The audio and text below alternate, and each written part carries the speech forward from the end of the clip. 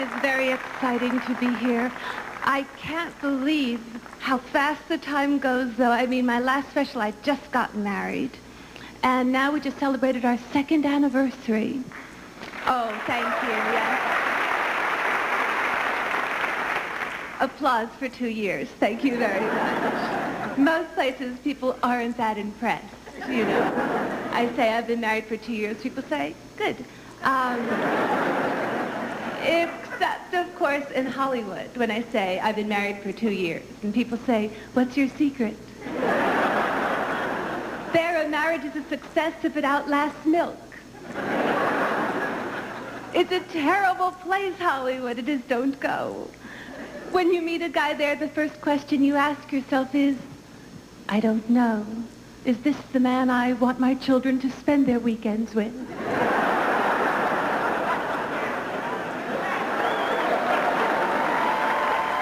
But things are going very well with us. My husband, he gave me this necklace for our anniversary. It's fake. And I requested fake. I did, because maybe I'm paranoid, but in this day and age, I just don't want anything around my neck that's worth more than my head.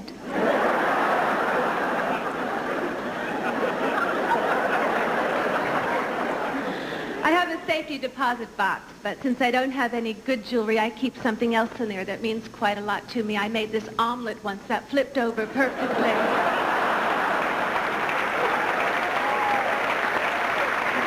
I can't believe we're in the 1990s already, either. Boy, the 90s are a very special decade for me because they're my last fertile decade. And I still don't know what to do. My husband and I, we've been discussing it so far. We're either going to get a dog or have a child. We haven't quite decided if we want to ruin our carpet or ruin our lives.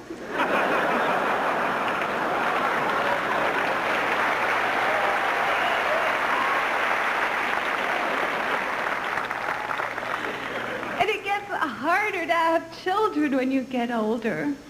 Not only having them, but naming them. Because by the time you're in your 30s, every name you think of reminds you of someone you hate. We have to hurry. We're down to Jethro and Nefertiti. And I'm an only child. I don't have any idea about babies. I was over at my friend's house, and her baby was crying. Well, not really crying, more screaming. I've never heard a noise quite like this. It was a mating call to a car alarm. And I just asked my friend, the baby's what, a month old? What could be that wrong? It hasn't been outside yet. She said, he's hungry. I thought, that's the noise he makes when he's hungry? He better pace himself.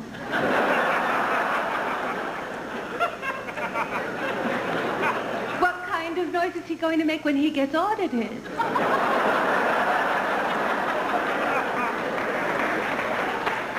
And all my friends have children, every one of them, and they all tell me what they go through. It's scary. One of my friends told me she was in labor for 36 hours. I know. I don't even want to do anything that feels good for 36 hours.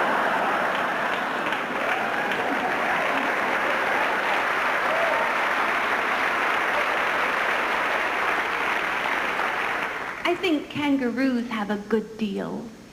I like that pouch setup. I'd have a baby if it would mature in a handbag.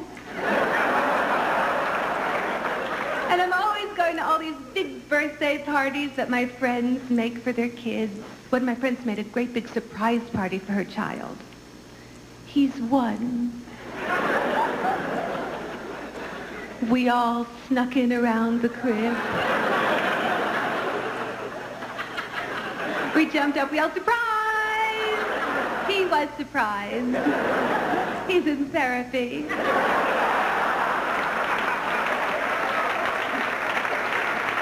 The worst birthday party ever when I was a child because my parents hired a pony to give rides. And these ponies are never in good health. But this one dropped dead. it just wasn't much fun after that.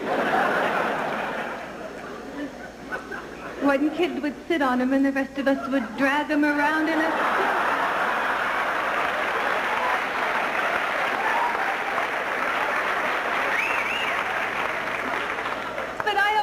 The worst things, you know, like I was asking my friend who has children, what if I have a baby and I dedicate my life to it and it grows up and it hates me and it blames everything that's wrong with its life on me?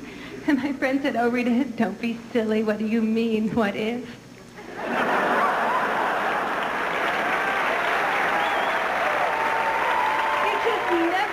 Type of child you're getting. They have their own personalities immediately. I was watching little kids on a carousel, teeny little kids. Some kids were jumping on the horses. Some kids were afraid of the horses. Some kids were betting on the horses. And I wouldn't want a kid who was like me because I was just so shy when I was growing up. Well, worse than shy. I was boring. I was. Whenever we played doctor, the other children always made me the anesthesiologist. Really, all I had were two friends, and they were imaginary. And they would only play with each other. I was nice, though. I was the only one in my class who would seesaw with the fat kid. Well, we didn't really seesaw, though. We kind of just seed. I'd get on, and then she'd get on. And then the fire department would get me out of the tree.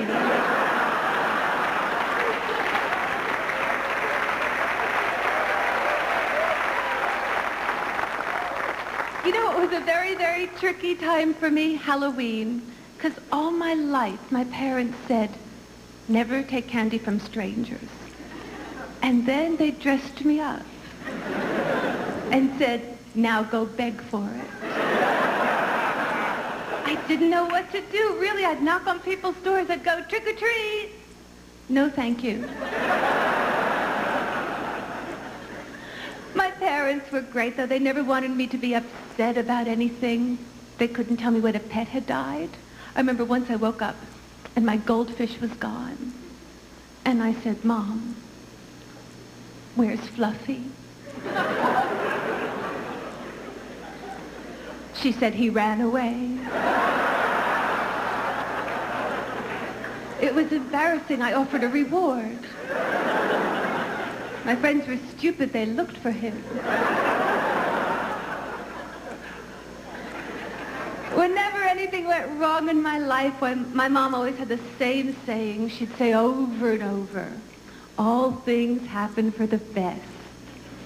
And I'd always say, who's best? And she'd say, gotta go. There's really only one way to describe my mother. There's a very old saying, I don't know if you've heard it. Neurotics build castles in the air and psychotics live in them. Yes? Well, my mother cleans them. My dad's a good guy. He's smart. Well, he's too smart. When you're too smart, it goes around in a little circle and gets stupid again. Because he's absent-minded. You know, he used to do things like when I was a little kid, he'd throw me up in the air and answer the phone. And he's a doctor with the worst handwriting. And don't they all have horrible handwriting? How does anyone ever know what they mean? He wrote me a note once excusing me from gym class. I gave it to my teacher. She gave me all of her money.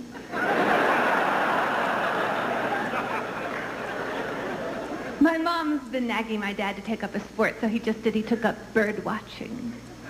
He's very serious about it, really. He bought binoculars and a bird. My parents have a very good marriage, though. They've been together forever. They've passed their gold and silver anniversaries.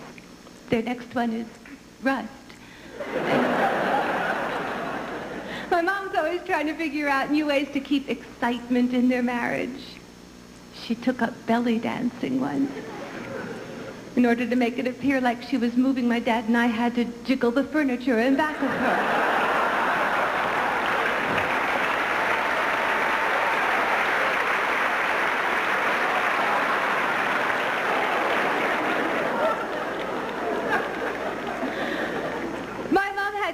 advice for me about how to stay married for a long time, though. She said, always remember honesty is very important. It must be avoided.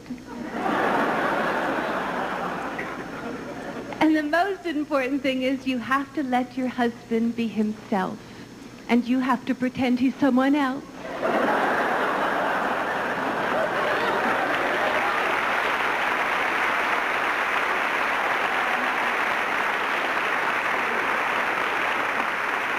I love being married. I really do. It's so great to find that one special person that you want to annoy for the rest of your life. I made a terrible mistake on our honeymoon, though. You know what I did? I beat my husband at tennis on our honeymoon. I just came right out afterwards and asked him, are we ever going to have sex again? And he said yes, but not with each other. My husband's from England, and I watched a football game with him once, and that was lots of fun because he's from England, so he had never seen a football game before. So I could tell him anything I wanted. I told him it was over at halftime.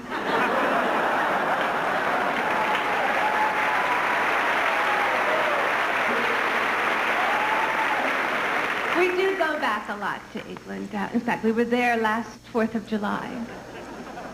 Not a big holiday there.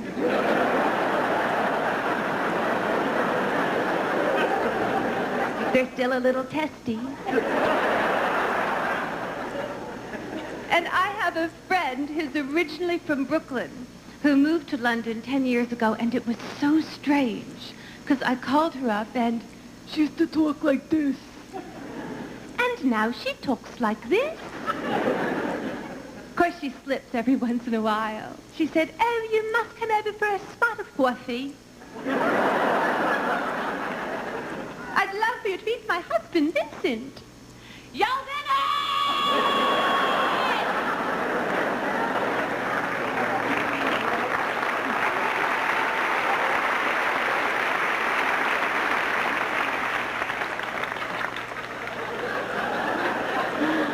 We had a terrible problem with immigration. We had to wait 6 months for my husband to get an appointment for an interview for a green card. And we went down to the immigration building, and we had to prove we were married, and we'd forgotten our marriage certificate. I looked at him. I said, I thought you brought it. He said, I thought you brought it. I said, I took it out of the filing cabinet, put it next to your keys. He said, well, why didn't you continue the thought and take it on into the car? And the lady said, oh, forget it. You're married.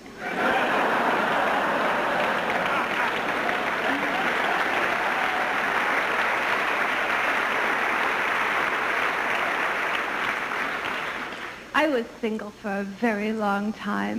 Before I met my husband, I'd never fallen in love. I'd stepped in it a few times. I was always meeting men who weren't right for me. That's why I feel that after you've dated someone, it should be legal to stamp them with what's wrong with them. So the next person doesn't have to start from scratch.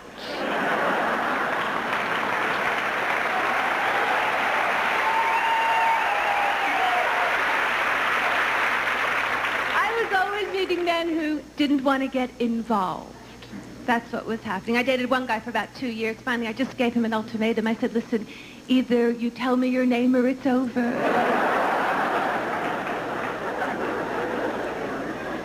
You know how I used to end relationships? I'd never say, this isn't working out, or I don't want to see you anymore. If I never wanted to see a man again, I'd just say, you know, I love you. I want to marry you. I want to have your children. Sometimes they'd leave skid marks.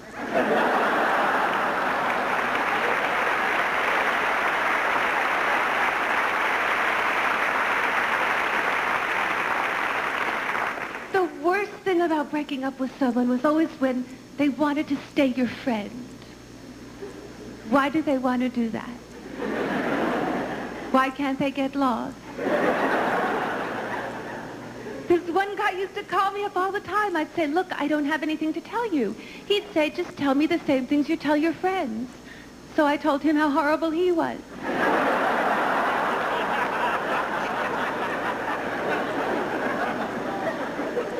I do think men should be married, though, because men don't live well by themselves. They don't. They don't even live like people. They live like bears with furniture.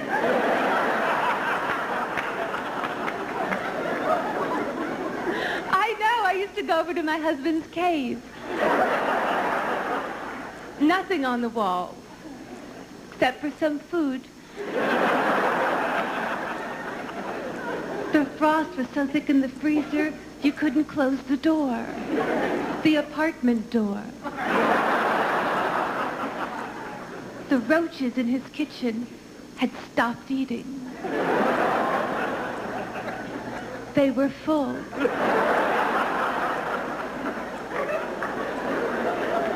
They were on the counter doing aerobic exercise.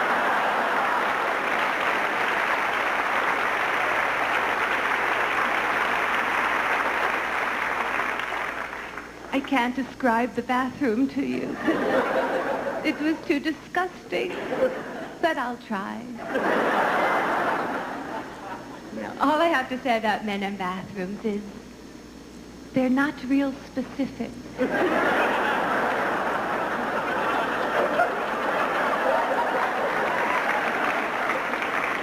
It seems if they hit something, they're happy.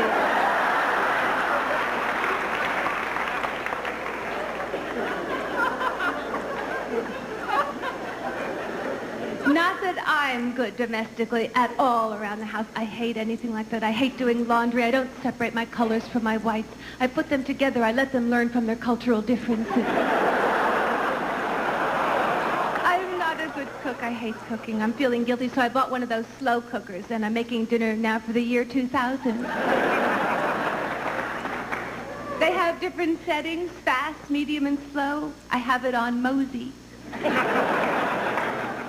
I've been reading recipes. I think that's a start. You know, I've been reading baking recipes, though, and they scare me, because I don't know what a lot of those ingredients are. What is cream of tartar? I hope it's not what I think it is.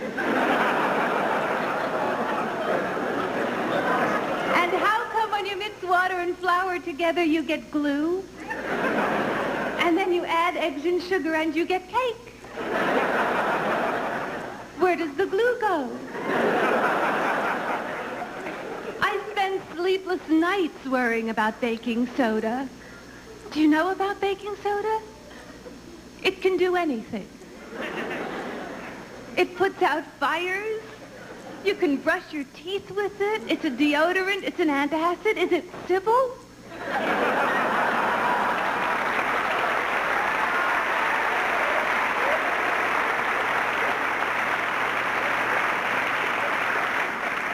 We do go out to eat a lot in restaurants. My favorite are Chinese restaurants. I love Chinese food. I have my own chopsticks. They have my initials on the top and Velcro on the bottom. We both gained weight after we got married, so we went on diets together. Isn't that cute? Well, he started to lose weight, and I didn't.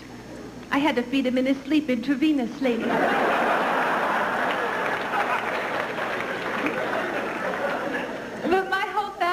We've always had a weight problem. My dad is waiting to buy new clothes till he loses weight, so he's still wearing his Cub Scout uniform. And I've been trying to get my husband to exercise, but he hates it. He says he's good at water sports, but I don't feel it's a water sport. Shaving. And he's not good at it. He's not. He goes into the bathroom. He's a man with a slight stubble. He comes out of the bathroom. He's a victim of a shark attack. And he uses an electric razor. Now, I swim because it's very good exercise and it's hard to hurt yourself. The most dangerous part of swimming for a woman is trying on a bathing suit. You're liable to kill yourself. Isn't it horrible? Men don't know what we go through. So I'm going to tell them. Because we do it to look good for men. That's why we wear those skimpy little things. I mean, if it were up to us, we'd wear bathing suits that had feet. We go into these little cells with mirrors every place and the very cruel lighting. So we can see exactly what's wrong with our body from every conceivable angle. I think after you leave those rooms, they should offer you some type of counseling.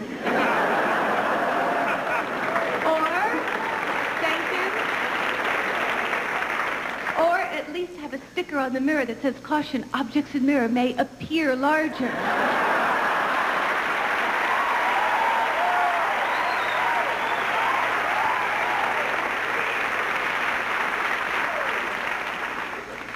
I diet and I exercise and I still don't look anything like those women in Playboy. I think they get them from other planets. I hope so. I don't want them here. This one girl I saw, she was amazing. And I don't think she had silicone. I think she had helium.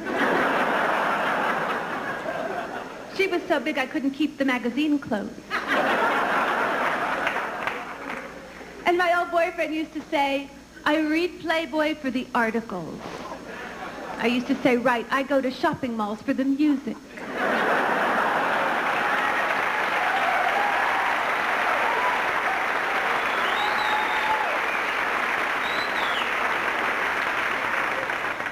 I do like shopping malls. I have to confess that to you. Well, I'm very at home in them because my mother lost me in a mall when I was very young.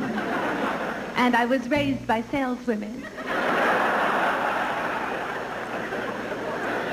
They're making malls so big now. Aren't there? There are trees in them and birds. Birds live in the mall. They do. It must be a strange life for them, don't you think? When going south for the winter means flying over to Sears. One time I used to love to shop was after a bad relationship. I'd go and I'd buy a new outfit. It would just make me feel better. In fact, sometimes if I'd see a really great outfit, I'd break up with someone on purpose. Once I saw a great outfit and I wasn't dating anyone. So I went up and hugged a stranger and slapped him and bought it.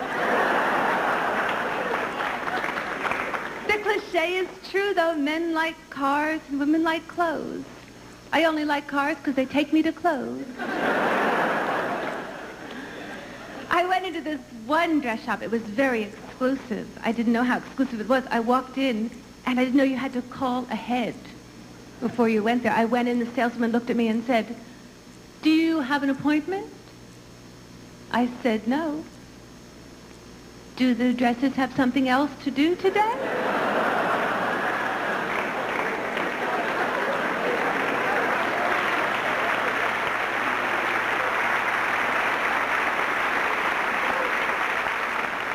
I do spend too much money on clothes. My last credit card bill was so big before I opened it, I actually heard a drum roll.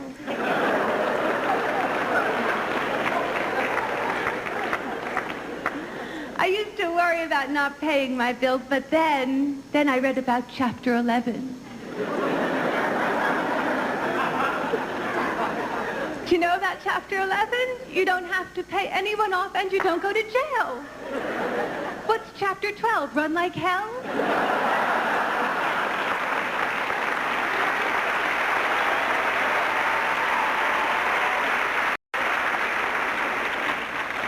But women, we spend lots of money on clothes because our whole identities are wrapped up in what we wear. You never see a man go into a party and say, "Oh my God, I'm so embarrassed. Quick, get me out of here before someone sees me. There's another man wearing a black tuxedo." They're happy. If they all look alike, it means they haven't made a mistake.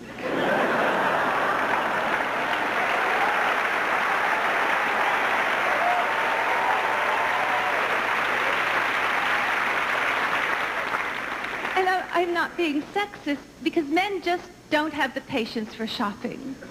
They don't. That's why in department stores, the men's department is always on the first floor, 2 inches from the door. My husband likes to help me pick out, so he wanted me to try on a leather dress. He thought they were sexy. I showed him.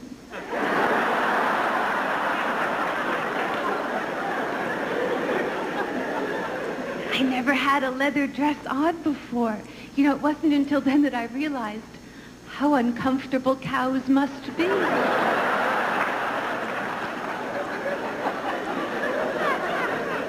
That moo is really a cry for help.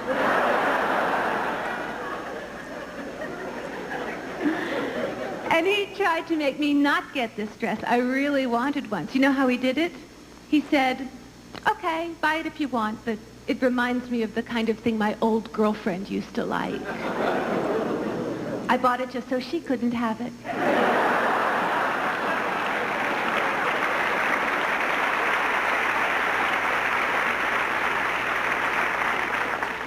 I never know what to buy for other people, though. I'm bad at that. I've given up on my father. Last year, on his birthday, I just gave him $100 and said, buy yourself something that will make your life easier. So he went out and bought a present for my mother.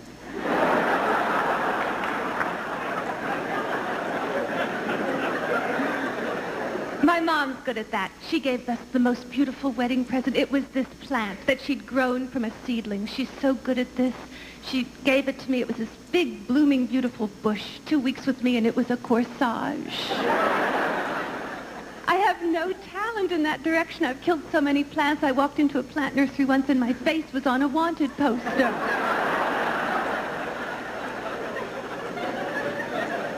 And I never know what to get for my husband. Last Christmas, well, first of all, I should tell you, I'm Jewish, but I celebrate Christmas, and I'm going to do that till the Jewish people can decide on a way to spell Hanukkah.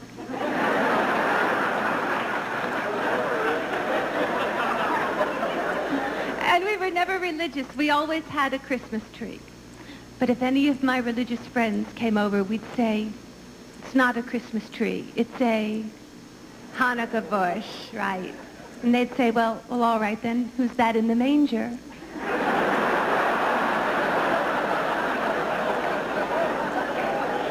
We'd say, Jaime.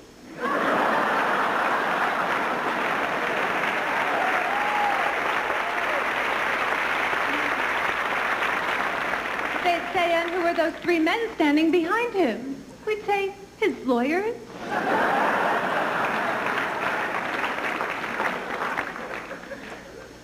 So last Christmas, I did something I thought was so clever because my husband likes massages. I booked a masseuse to come to the house. Wasn't that a good idea? Yes, I thought so too, till the doorbell rang and I opened it. And there was an 18-year-old blonde girl standing there. And she said, I'm here to give your husband a massage. And I said, he's dead.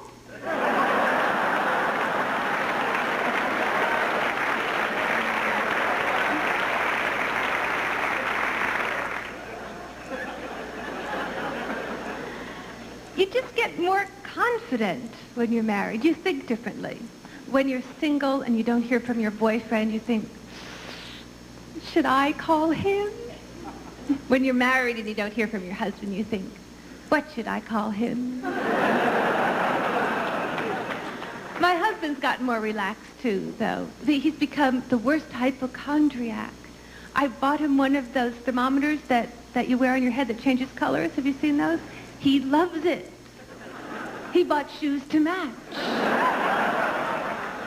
He doesn't get headaches anymore, my husband. He gets brain tumors.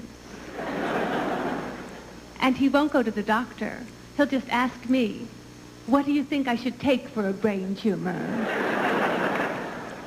I give him baking soda.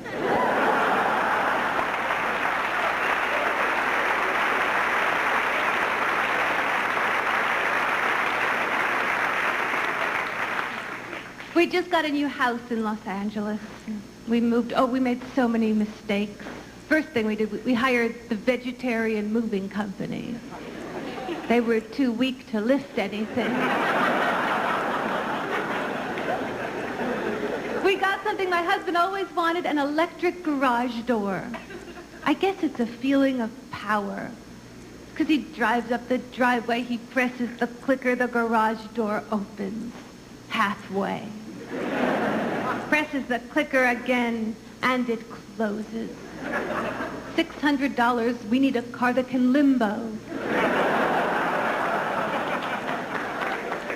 I always thought one of the really great things about being married and living in a house was that if you were asleep and you heard a noise in the backyard, you'd have someone there to protect you. Someone who would run to the closet and grab a gun and go to the window and say, "Get off my land, I'll blow your head off." Well, my husband's English, so it was a little different. We were asleep, and we heard a noise in the backyard, and my husband ran to the closet and grabbed his dressing gown, went to the window and said, "Hello?" I said, "Really scare him. Invite him in for some tea."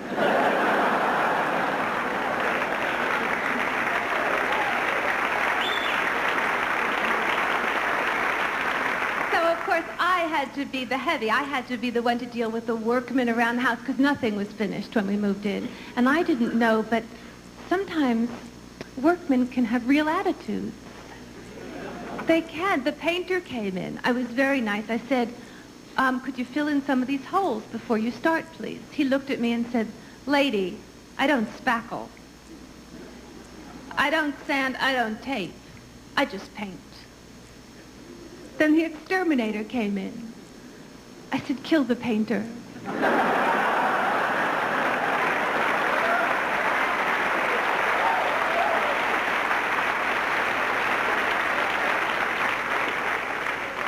And we had mice in the basement. I had to go get this jar of poison to put down there. Well, you know, everything comes with this tamper-resistant seal on it now. The tamper-resistant seal had been broken. I didn't know whether or not to buy the poison.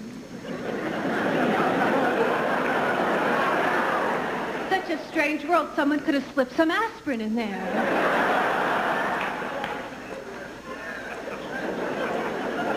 And we did some remodeling, and that's when I learned the most dangerous word in the English language. You know what it is? It's not murder or mortgage or cholesterol. The most dangerous word in the English language is estimate. When anyone says estimate to you, just run. And don't look back. Because estimate basically means Chapter 11.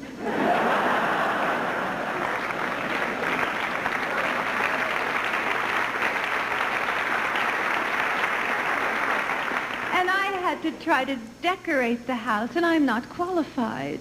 What do I know about decorating? You know, I'm a comedian. I've been living in motels on the road for 6 years. My living room, I have 2 double beds in it. I've nailed my lamp to my dresser.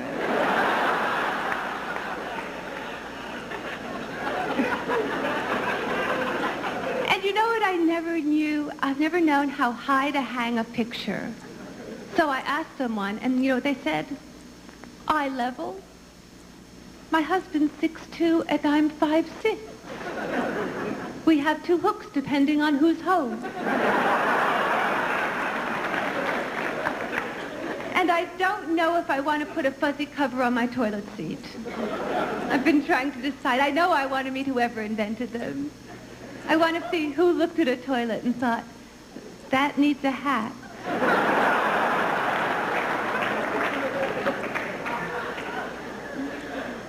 We don't argue too much.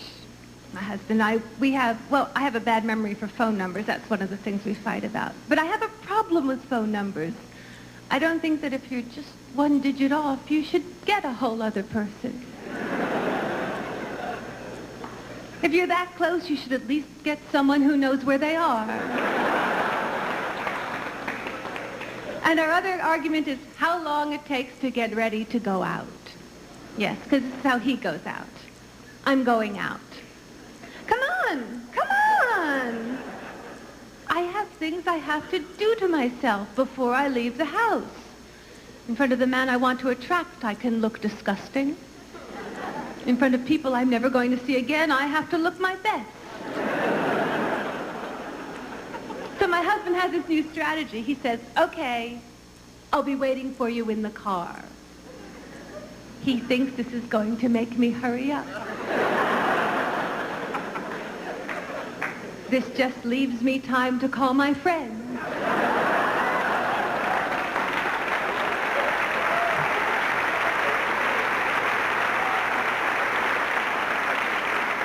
But it's okay because he's happy in his car because he loves his car. He does. He has a special relationship with it. It makes noises that only he can hear. We'll be driving along in the street and he'll say, there. There's the rattle. You hear it? And I don't hear it. I want to hear it. I try to hear it. Once I lied and said I heard it. He said, no, that's not it.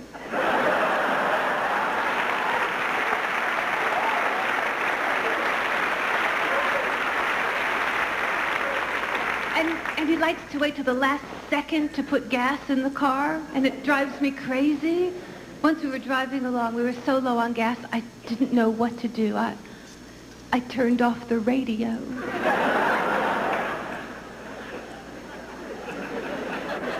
And my car has what I thought was an optional feature, but I guess it's a standard because it was on my last car too.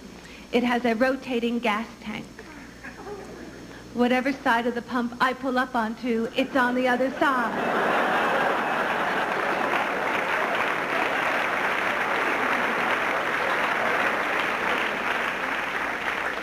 And I hate self-service gas stations so much. You know, I'll pay my own bills, I'll open my own doors.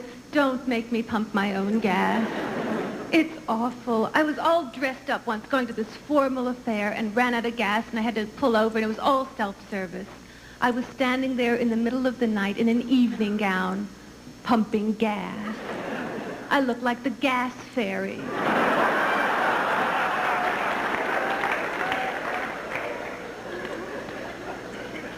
And when my husband and I were in the car together, I usually let him drive. Because when I drive, he has a tendency to bite the dashboard. Because I haven't been driving that long, so I'm still nervous when people honk at me. Unless I'm making a left turn, then I like it, because that's how I know it's time to turn.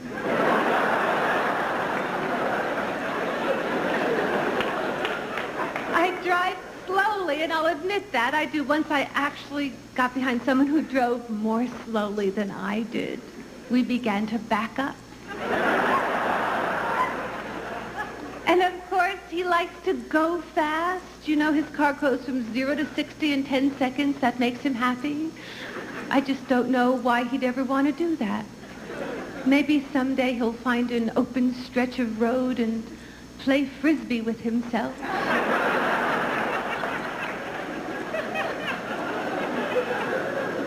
When we go on trips, I get 2 jobs in the car. These jobs could sound familiar to the women in the audience. I get to read the map, and I get to get out and ask for directions after we get lost.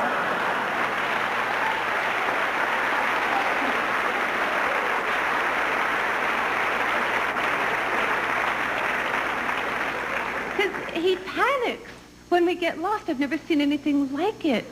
You know, he thinks we make a wrong turn, we're not going to get back to our life. Somebody's moved into our house and he's wearing his thermometer. I never panic when I get lost. I just change where it is that I want to go.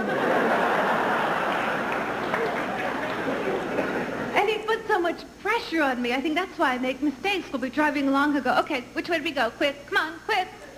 East or west, come on. I can't do everything. I say, I don't know. It looks like we go up.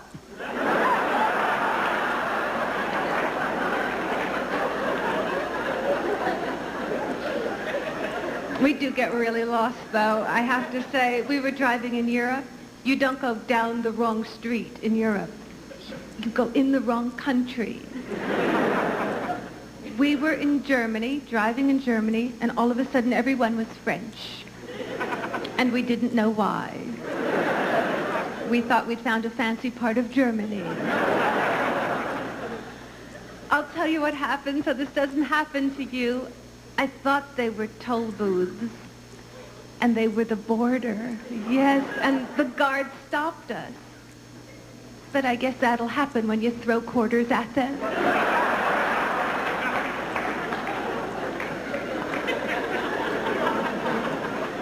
I think my worst map reading mistake was when I insisted there was a bridge over this body of water, and it turned out to be the L in lake. My husband was stopping strangers on the street saying, "How old would you be before you knew this wasn't a bridge?"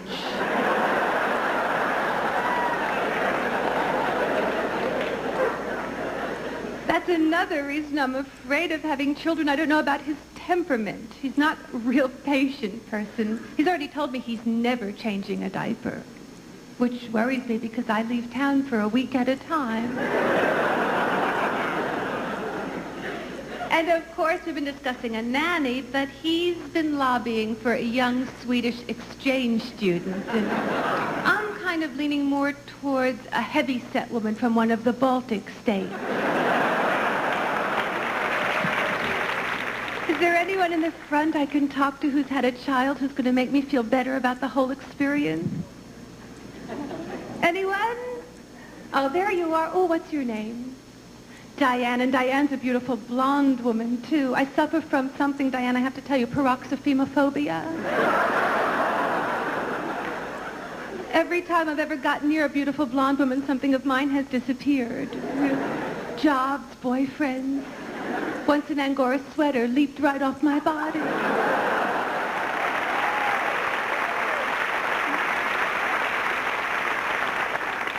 So, Diane, how many children? You have 2 children, and they're here with you tonight. You're a close family. We're not. That must be nice. Once every 5 years, we have a family picnic. Wherever we all are, we eat outside.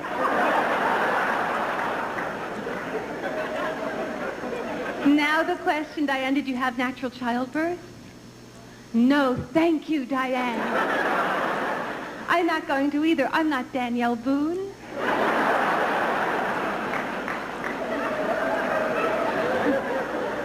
To me, natural childbirth is backwards. Everyone takes drugs nowadays except when they need them.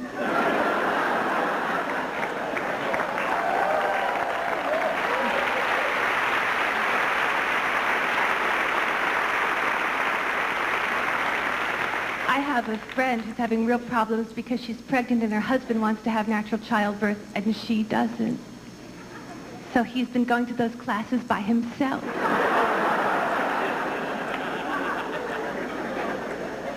Did you breastfeed? Think back. Well, I'm not going to. It's for the kids' health, though, really, because I've put this off so long, I'm sure my milk has expired.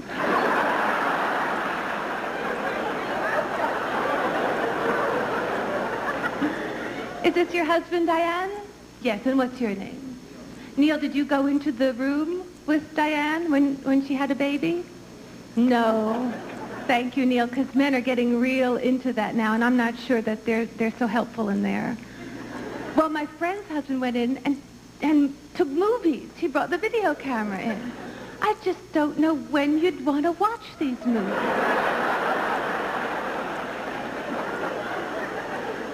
When Freddy Krueger isn't quite scary enough?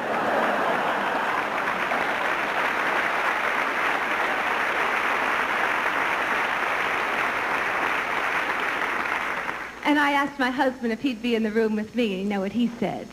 It would have to be a big room. And there would have to be a bar at one end.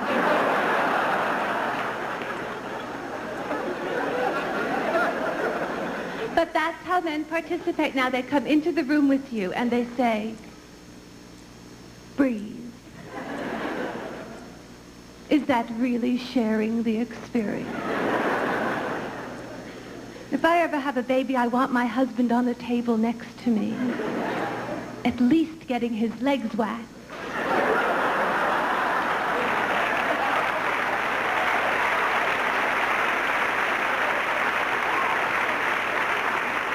One bikini wax, he'd be dead.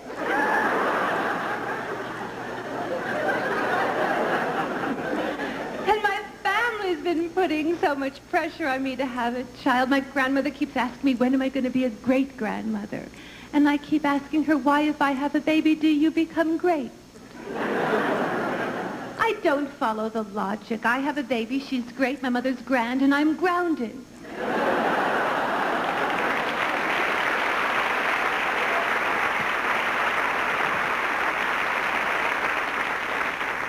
And my parents came to visit us, and they always give me a hard time about it. Well, the first thing that happened when my mother walked into the house, she looked around and said, "Where's the plant?" I said, "It ran away."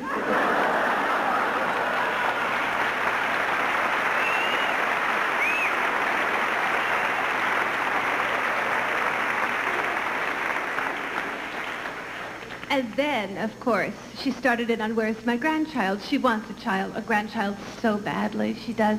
She started to bribe me. She said, "What can I give you to make you have a child?" I said, "You wait here. I'll write you up an estimate." I just don't know, though, if I'd be a good mother. I mean, those tough questions kids ask. What would I say when my kid came to me and asked me, "Mom, why is my name Nefertiti?"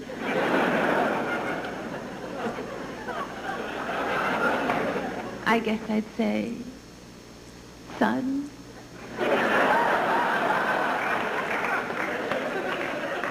I met a painter named Jethro.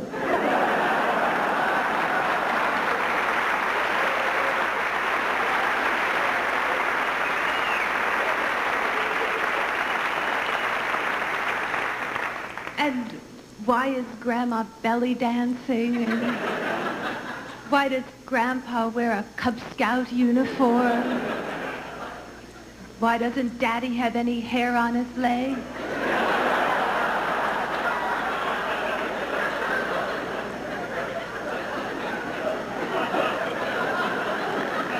I guess I'd say, all things happen for the best. Gotta go.